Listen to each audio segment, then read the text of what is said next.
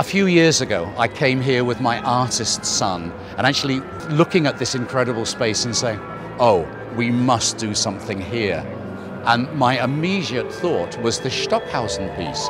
There we're in the place where this art lives. And I thought we ought to bring the equivalent extraordinary art here and really have an adventure. And, you know, look at it, a real adventure it's been. LSO contacted us. They came to us and said that Simon Rattle had a vision.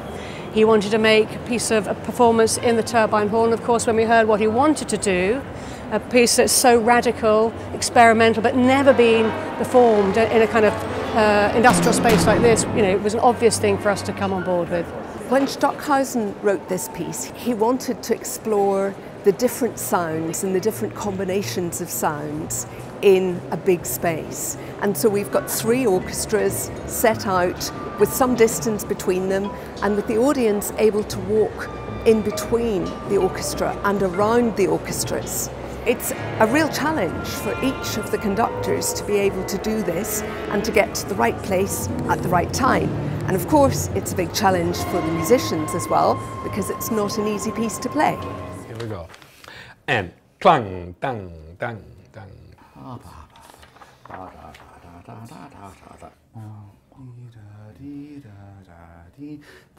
And shall I lead the swan? Yes. Duck, duck, duck. If you could possibly in the performance just go, piccolo, yes, marimba piccolo. Okay, okay. 17. And bong, clang, clang, clang. There are 2 pieces. One ecstatic piece about basically the resurrection of the dead, the book of Revelations by Messiaen, which is one of the simplest and most ecstatic and overwhelming pieces ever written.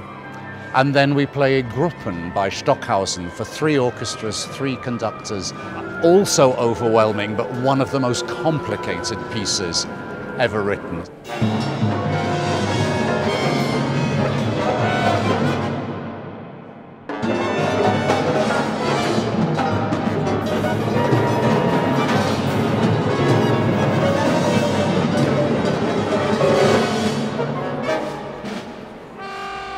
Well, it's fantastic to see this enormous piece set up in this huge turbine hall, and just wonderful to hear the sound that you get in this vast space. It's quite unlike anything you would get in a conventional concert hall, and it's really what Stockhausen intended.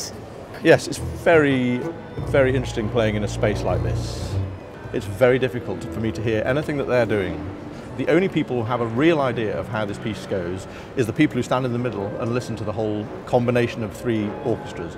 About Gruppen, it's really fascinating to experience all these different textures of sound that he creates, and that blend or not blend, or come from different directions, and then every moment something new happening, and you're surprised all the time, and then suddenly everything comes together and we are on the downbeats all together in a fortissimo chord. And it's the perfect place to perform it in. Is, I think, an art gallery. It's somehow like sound installation. Normally, people would be sitting in their seats and they have one perspective of the performance. Again, what's terrific about this performance is that people are going to be milling around and going from one orchestra to the other. I've never actually done this piece where that's been able to happen. What it really has the capacity to do is to introduce new audiences to work that they're unfamiliar with. And I find that incredibly exciting, this kind of cross-fertilisation of different forms of art with different audiences. There was an audience here which was, I mean, mostly art people.